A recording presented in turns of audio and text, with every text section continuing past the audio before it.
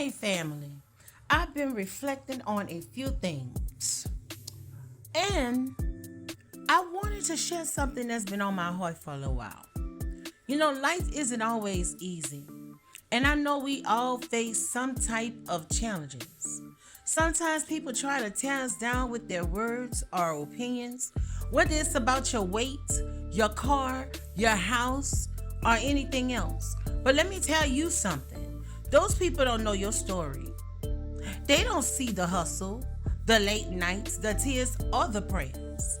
I've been through my own journey of transformations. In the past few years, I've watched God work in ways I couldn't have imagined. Let me tell you about my car game. Let's just say I've had a new ride almost every year since 2019. From 2019 to 2021 to 2022. And now in 2024, I'm cruising in something brand new. And while some people want to talk about the outside, they don't know about the growth happening on the inside. And it's not just about the car. My health, that's been a major upgrade too. I've lost 108 pounds, not just physically, but mentally and spiritually as well. I had to transform my mindset, let go of toxic habits, and realize my worth. When you work on yourself, when you really dedicate yourself to growth, the results show. I'm a living witness. I am a walking testimony. But here's the thing. When people come for you, it's often because they're not happy with where they are in their own lives. Maybe they can't see how hard you've worked or how much you've sacrificed. Maybe they want to pull you down to feel better about themselves. But what they don't know is that you've been building. You've been working, you've been praying, you've been fasting, you've been dreaming and fighting for your blessings. Come on now. You ain't put stop in your process. You just kept going. And that's what you're supposed to do. So when someone tells you that you are not enough, or that you need to do more, just remember this.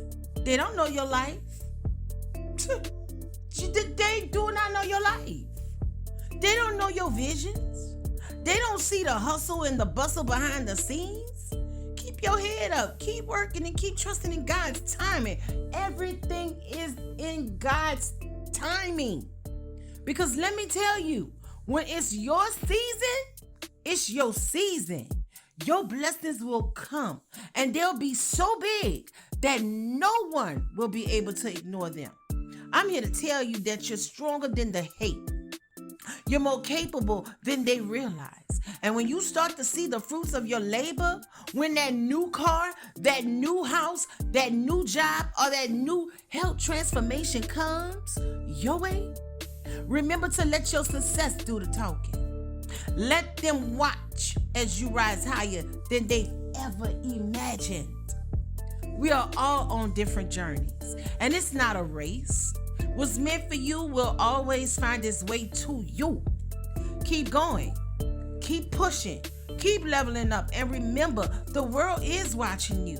But more importantly, God is watching. And He's got something amazing in store for you. Keep shining. Keep smiling. Keep doing you. Like there's a song that just popped in my head when I said keep shining. Like by Dionne Warwick, long time ago. It was a song called That's What Friends Are For. But what I want you to know today is this message right here, don't take it personal. Real. Don't take what I'm saying personal. Let this just be an eye opener for you because you are somebody special. No matter what people think of you, no matter what they say, let them think it, let them say it. So what? Come on now. What you eat, don't make them shit. What they eat, don't make you shit. Right? So you keep doing you. You keep inspiring yourself. You keep encouraging yourself. See, let me tell you something. In 2012, I went through.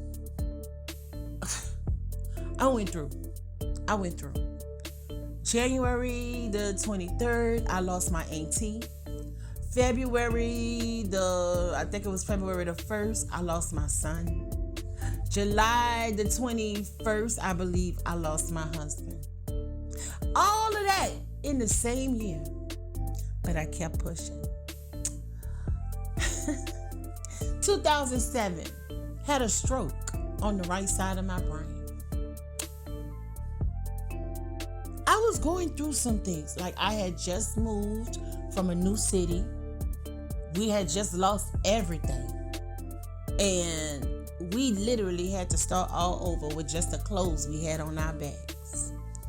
And I kid you not, when we moved into that house with clothes and blankets that we received from a shelter that took us in Athens, Texas.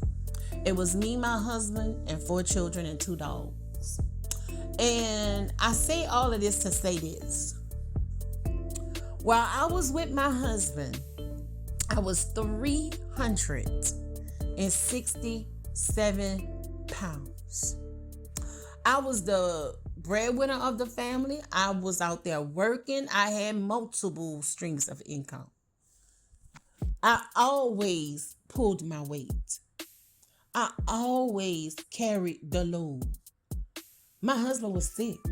So I had to do what I had to do, because if he can't go out there and get it, I had to.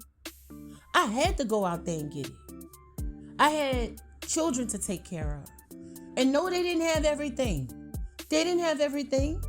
But when they did get beds, when they did have food, when they did have clothes, my children were appreciative. 2012, I lost my husband, the baby, my aunt, and I didn't grieve. My son, I lost my son, before he was even born. But just to lose a baby, it really did something to me. I couldn't go outside for days, months, because I was sad. Like, I would see pregnant women with kids, and I would just bust out crying. All in Walmart crying, all in the grocery stores crying. I could not do it. I was depressed. I was very depressed. Then my husband passed away. And when he passed away, we was in 2 different states. He was in Oklahoma. I was in Texas. He was in a bariatric facility. And I was in Texas. So I didn't get to say my last goodbyes. I didn't.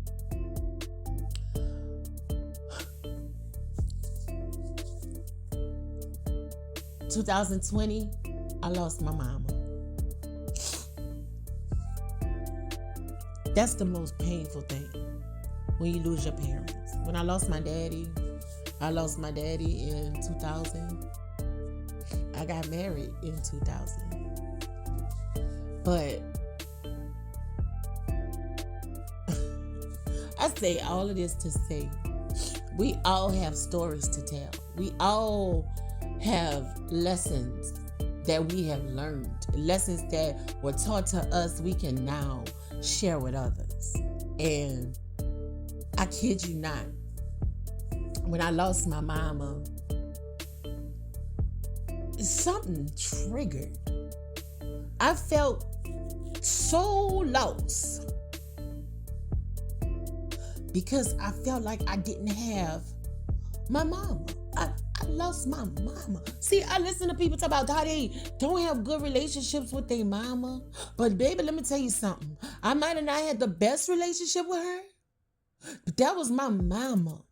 And I got used to hearing her calling me and we talking, and I respect the fact that she was a mother to me. My mama taught me a lot. She the one taught me about making sure you put your name out there for people to see your gifts. Tell Yaka, you know how to sing. Venus, you know how to sing. Jeanette, you know how to sing. Christy, you know how to sing. Charlotte, you know how to sing. Maria, you know how to sing. Why are you not putting it to use? David, you know how to dance.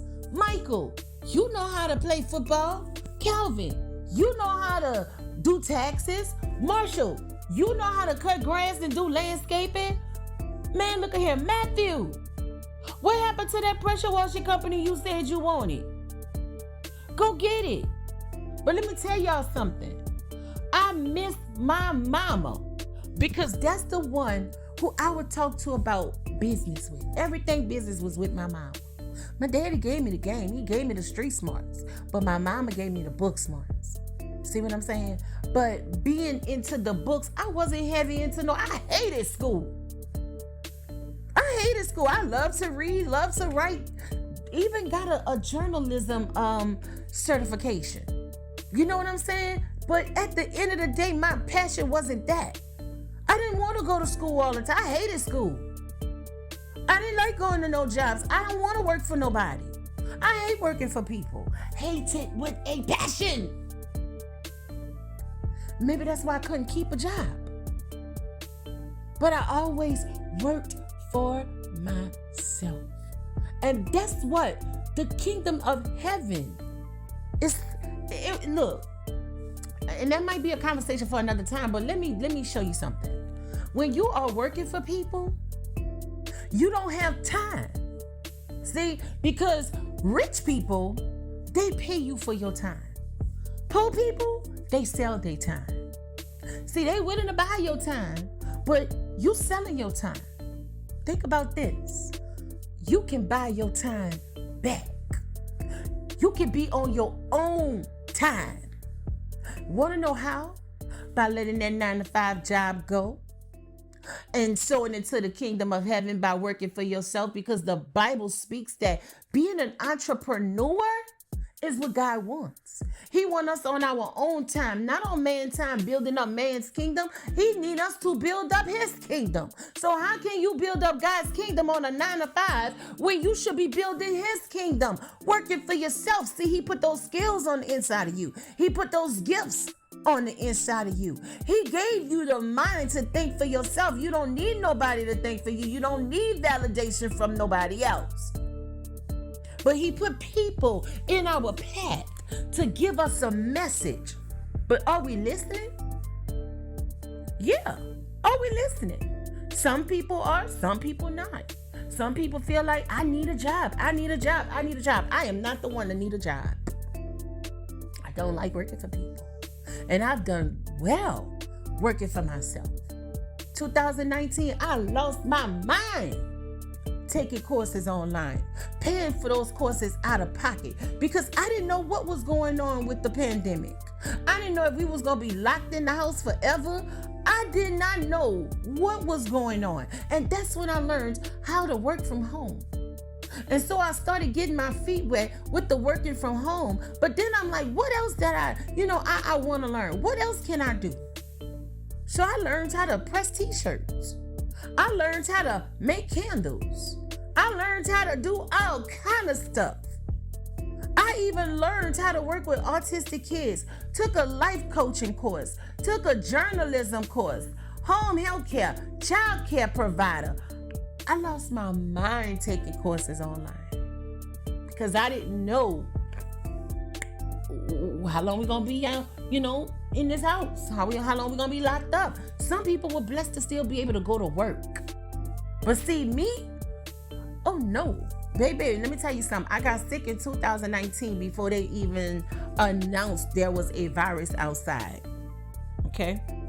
And I didn't even know what I had. All I know is that me and my baby were going to the grocery store to go get us some crawfish. And I instantly started feeling sick to my stomach, nauseated, dizzy. I didn't know what was going on. The next day, I was down. I was at my daughter's house. She did not let me go home. She tried to take care of me as much as she could. But when she realized I was getting worse and not getting better, she asked me to go home because she didn't want me to get my grandbaby sick. And I respect that. But when I did get well, and realize that, okay, I don't know what's going on with me. Why am I sick? That's when the news decided to say, hey, there's a virus outside and you may catch it and blah, blah, blah, blah, blah. There was no name for the virus when I caught it in 2019. Wasn't. And that was in December of 2019. So I don't know. I didn't know what I had. Anyway, I don't even know how I got on that topic. But I just want you to know that it's okay to work for yourself. You don't have to work for nobody else. You got time to build up the kingdom of God when you work for yourself. And it feels good to put people in position that want to work for themselves too. It feels great. Do you know how many people that I've inspired? Do you know how many people that I sit down with in a run of a day, just telling them, look, you got this. Don't you listen to what nobody say. Don't listen to the naysayers. Don't listen to the negativity, because if I would have listened to what the people had to tell me, oh girl, you shouldn't be doing this. Oh girl, you shouldn't be doing that. Oh girl, if I was you, you know what? I don't know where I would be today if I listened to people. See, I realized I was a little hustler at the age of 10. See, when I was see, this is really a subject for another video. But you know what? I'm going to just spill it out because evidently it needs to be said. I knew I was a hustler at 10. I used to be with my grandma majority of the time. See, growing up in New Orleans, you get like hard knock life when you live in New Orleans. When you growing up in the lower ninth ward, when you growing up in the city, you get to see the old people, the elders talking to you. Baby, don't do that. Baby, don't do this. Baby, baby, baby. And see, back in the day, your neighbors could whip your children's ass. Now, you better not touch people's kids because they're going to be wanting to fight. But back then, our neighbors could whip us. Get a little switch or a belt and be tearing our ass up. Go home, see your mama. When we curse, I remember going to Miss Bessie doggone pepper tree to pull a pepper to put in my mouth because I said a cuss word. Mouth was on fire from eating a doggone red and green. My mama made me go pick the chili. And you know what else was crazy? When my mama told me to go pick my own switch. Why did I go and pick the skinniest switch in the world thinking it wasn't going to hurt? But baby, when she hit me with that switch, I think I saw the lights from the Lord shining on me, baby. I had to lost my mind when my mama whipped me. Like, oh my God, being whipped with extension cords and shit. Like, look, anyway, I don't even know how I got on that. But I was a little hustler at the age of 10. I would go and clean my neighbors' houses, all of the old people. I would go to the grocery store for them. Yeah, they might have gave me a quarter. Yeah, they might have gave me 50 cents. Yeah, they might have gave me $1. Go get my newspaper, baby, and I got 50 cents. It's just been instilled in me. When I was a little girl, I used to watch my daddy because the majority of the time I was with my daddy. My mama was a nurse, and my daddy, he worked for the city from time to time. He worked during the like morning shift, but my daddy was home before my mama go to work, or they'll be at work, at the same time, and I'm home with my grandma, or I'm home by myself. You see what I'm saying? Or I'm with my auntie, But I kid you not, just growing up and watching all of the people in my neighborhood as a young girl, as a child. I look at my life, I look at my brothers, I look at my sister, I look at the parents that I had, and I say, I thank you, Lord, for the parents that I had. No, I didn't grow up with a silver spoon. No, I didn't. Matter of fact, I remember my daddy stealing out the grocery store to feed us. Of course, he went to jail, but guess what? He was trying to make sure we eat. I remember when the lights went off, and I remember my daddy going to take meters off of other people's houses and putting it on our house so we could have lights. And the next day, my daddy take the meter off, and we in the dark the next day. I remember days when we didn't have no water, and my daddy would take the key and go back outside and flip the drain thing over and cut the water back on. See, I remember them kind of days. I do. I remember wearing other people's clothes and other people's shoes. I remember my brothers doing that. But when I look at us today, We are not where we came from. See, we are not a product of the environment that we were raised in. We had damn good parents. Of course, my daddy battled with drugs at one time, but that didn't take away from him being a good father. My mama was sick, but that didn't take away from her being a good mother. My mama instilled in us that you are worth something. Your value, you are valuable. Okay? And you need to take you serious when nobody else do. See, that's the mama that I had. See, my mama, not only was she a person who worked with people at the hospital, or she would work at the courthouse, or my mama had jobs working with the elderly, working at the. She just was a property man. Like, look, my mama was that bitch. Excuse my language. She was the woman in my life that taught me everything that I needed to know. And I'm so sorry for calling you a bitch mama. But girl, I'm sorry. Lord, please forgive me for calling my mama that bitch. The B word. My daddy was that dude. Like you gotta understand what I'm saying. Like, I can speak good about my parents, but I can also tell you some awful things that took place. But why would I even share those things when they're not even here to tell their side of the story? Rest their souls. But here I am. I'm their daughter, the firstborn. The firstborn. The oldest. And I want to tell them, thank you. Thank you for instilling everything in me that you did. You know? But life is what you make it. And I know I probably jumped off this subject. You know, I don't know where I went with it, but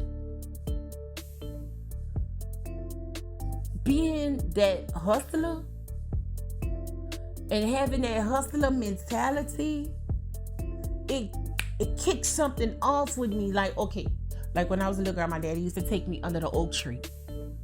Now, if you from New Orleans, you know what the oak tree is. But if you're not from New Orleans, let me tell you what the oak tree is. The oak tree was like this big old oak tree that sit on this corner. And all of the old men and all of the drug dealers would be selling their dope under the oak tree. Or you could go and get your dope from under the oak tree. And I remember many days, me and my daddy would walk to the oak tree, or we would drive to the oak tree. Me paying attention to what's going on, but not really understanding. One day I walked in on my daddy shooting heroin in the bathroom.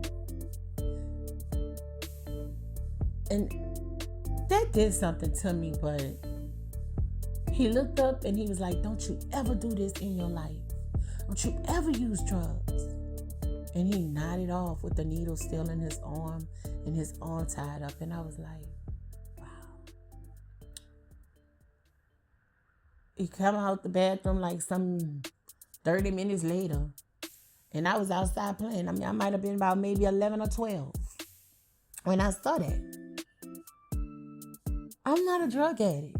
I don't do drugs. My brothers don't do drugs. My sister don't do drugs. My mama didn't raise us like that. Like, we are really some good kids. Good kids.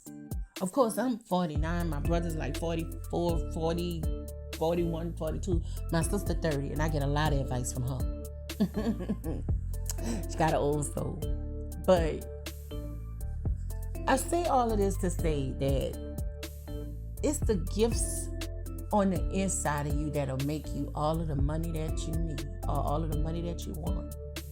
And see, my daddy always told me, you don't chase the bag. You don't chase the money. You let the money come to you. Not understanding what he meant, but hey, my mama, same thing with my mama. My mama would be like, you don't chase the money. You attract the money because you are a money magnet. I've been told that since the age of 11. You are a money magnet. You are a money magnet. You attract money. You attract money. You attract love. My mom and my daddy instilled those things in me, especially my mama. And don't talk about my auntie. My auntie, oh, she the one that gave me all of the beauty tips. My auntie showed me how to type, even though I still type slow. Like, my auntie taught me how to speak, how to talk. And you want to know something that's really crazy that I don't even share with a lot of people? My mama, a lot of people know my mama as the motivator. The motivator, because she motivated a lot of people. But she was an evangelist, okay? And my mama would sing, my mama would preach, my mama would, just go out there and minister to people because she was so big on winning souls. And I am my mother's child. I am my mother's child. The older I get, I cannot run from my calling. I cannot run, no matter how fast I have tried to run from my calling. God is saying, girl, I don't know what you're trying to do because you ain't going nowhere. I got you. And you're going to do what I need you to do. I need you to get out here and I need you to win these souls for Christ. I need you to open your mouth. I need you to speak. But see, the crazy thing about all of this is my mama told me before she died, girl, you need to become an evangelist. You need to become an ordained minister. You need to do something different. So you know what I did? I went online and I started taking me some biblical courses. Before my mama passed and my auntie passed, yes, I did go to College of Biblical Studies. Because, look at my family. I come from women who were rooted in the Word of God. You know what I'm saying? It wasn't too much negativity being talked in our house. You know what I'm saying? So I can't, relate with some people who wasn't taught certain things, but I can relate to where I came from. You know what I'm saying? To who I grew up with. So, my mama told me to go ahead and, try it out. So I did. And guess what? As potty mouth as I am, as crazy as I am, I became an ordained minister. Yes, I did. All of this in 2020 before she passed away and she died. 2020 of December, of October. It's crazy because I don't even remember when she died because I put in my head that she wasn't dead. I put in my head that my mama was sleeping and that she wasn't answering her phone because she had done took her medicine and went to bed. And I promise you, I've been like this for years. So I could cope with her not being here. And PTSD is real. It's very real. But I don't claim it. But it's real. See, when she passed away, everybody was like, well, you're not going to your mama wake a funeral. Because I told her I wasn't coming. I told her that when she passed away, that I would not be at her wake and funeral. And my mama said, okay, you don't come, I'm going to hunt you. I said, well, get your chains, ghost, because I ain't coming. And we laughed about it. But my mama knew that I was her most empathetic child. My mama knew that I was her child who suffered with depression. I was her child who saw everything that she went through, everything my daddy went through, like even down to people around me. I'm so empathetic. I was picking up on people's energies as a kid and didn't even know what it was. Seeing things as a child and I didn't even know what it was. But I became that ordained minister. And I have yet to get on a pulpit and preach. But as long as I can get on YouTube, I can share my thoughts. I can share my feelings. I can tell y'all where I've been. Because I really don't know where I'm going. I know I'm going up. But I won't forget those that are down. Because I believe in building people up and not tearing people down. My mom always told me, girl, you are a mirror. People will watch you. People will listen to you. And if there's something, she always said, if the shoe fits, wear it. My thing is this. Talyaka, she always say that. You are a mirror. And you will show people with your words what they need to do, how they need to fix themselves, how they need to make money. I talk to people every day. And I'm talking about my own personal clients. And I'm still meeting new people.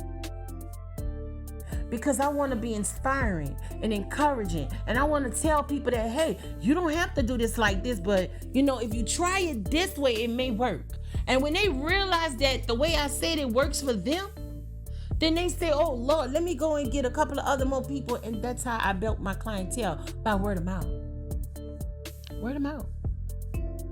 So with all of this being said, I just want y'all to know that it's okay to be you. Okay? And you don't have to work for nobody unless you want to. Start your own business. If you don't know how, I can show you how. Actually, I'm going to share something with you guys. And you don't have to pay for it. But I'm going to share this with you real quick. I can do all things through Christ which strengthens me. You can do and have anything that you want. Okay? If you put your mind to it, then you can do it. If you put it in your mind that you can have it, you can have it. If you say, I'm going to be the next millionaire, you can definitely be the next millionaire. As a man thinking, so is he. With that being said, this is Miss T talking to you as usual. Don't forget to like, share, and subscribe to the videos. Bye.